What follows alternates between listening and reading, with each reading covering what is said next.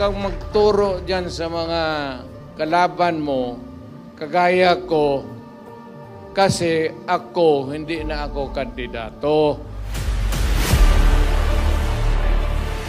Bahalag mga bungi, basta hindi ako lilipat ng kampo. Yon po, itaga nyo sa bato.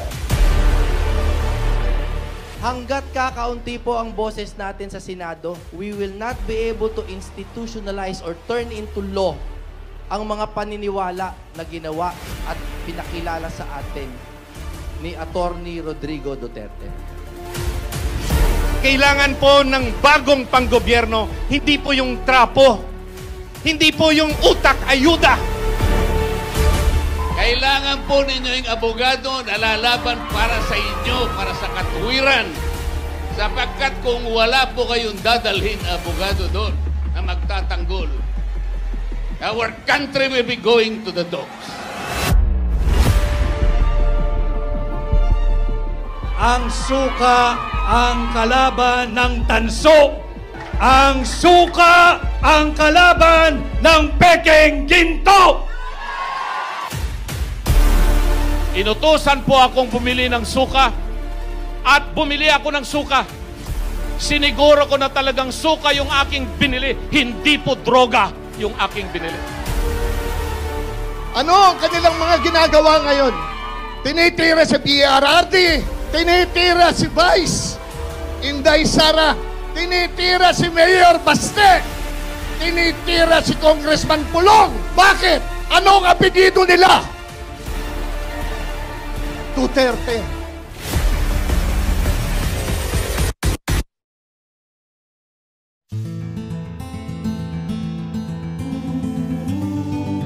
Kailangan po itong laban natin ngayon, ito po yung laban na pinakamatinding laban sa lahat ng laban.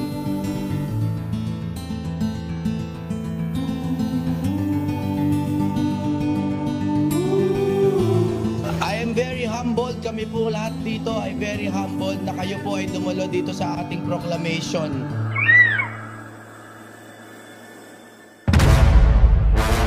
So okay lang, tawagin nyo kaming Team Suka. No problem. Basta kami ang suka sa buhay ninyo. Ha? Gusto nyo bang matanggal si VP Sara? Gusto nyo bang hihina ang PDP sa 2028? Gusto nyo bang labanan ang Grimeng Marcos sa 2028? Ipanalo nyo ang mga senador natin this 2025. Para sa akin, ang PhilHealth po, para sa health yan. Hindi naman negosyo ang PhilHealth. Ang PhilHealth po ay insurance na meron tayong masasandalan tuwing tayo'y nagkakasakit.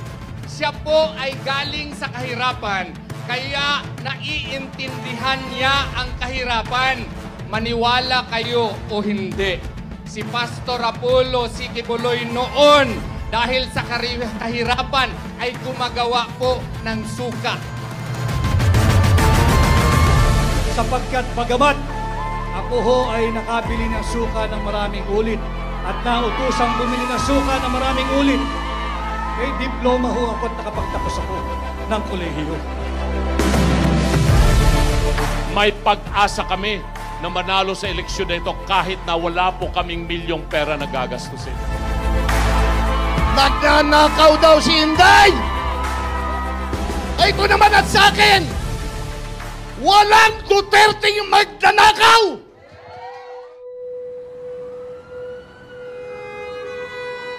Alam po ninyo mga kaibigan, kung yung aking mga kamay ay may bahid ng dugo,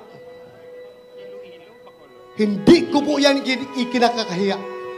Kung yung aking mga kamay ngayon ay may bahid ng dugo, dugo ng mga masasamang tao, kung kinakailangan na madumihan ng dugo ng masamang tao ang aking kamay para maprotektahan ang buhay ng mga matitino, mababait at mga law-abiding citizen, gagawin ko po yun. Itaga nyo sa bato. Gagawin ko yan. Kung nagserbisyo si Pangulong Duterte, si Tatay Digong nung panahon niya, kayo nang humusga kung nagbago ang buhay niyo nung panahon niya. Sa kabila kabila ng pandemic noon, hindi ko naramdaman na hindi kami pinabayaan ng gobyerno. Kaya ang masasabi ko, hindi nagutom noong time ng pandemic ang Pilipinas noong time na panahon ni Tatay Digong. Straight PDP laban! Lahat ng itinaas si Tatay Digong, iboboto ko. At wala na akong idadagdag pa. Kailangan ko iboto lahat yan. Kaya ko nandito ay upang sumuporta. Kami po ang mga dating kanwe na mga sumuwende sa ating pamalaan, dating miyembro ng CPN-PNDF.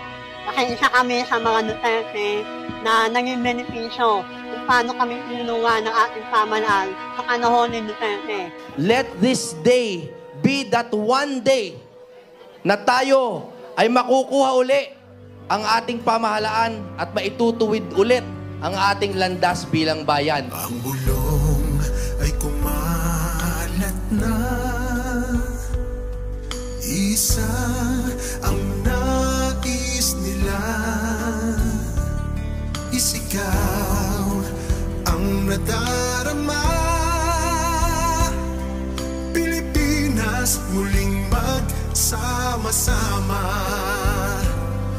Pilipinas, Duterte pa rin ang tunay na nagmamahal sa atin. Laban niya ay laban natin.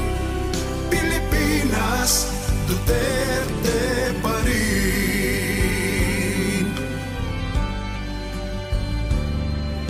Inang bayang minamahal, lagi kang ipagdarasal na muli kitang makita. Pilipinas, bangon, may pag-asa pa. Pilipinas, Duterte pa rin ang tunay na nagmamahal sa atin. Laban niya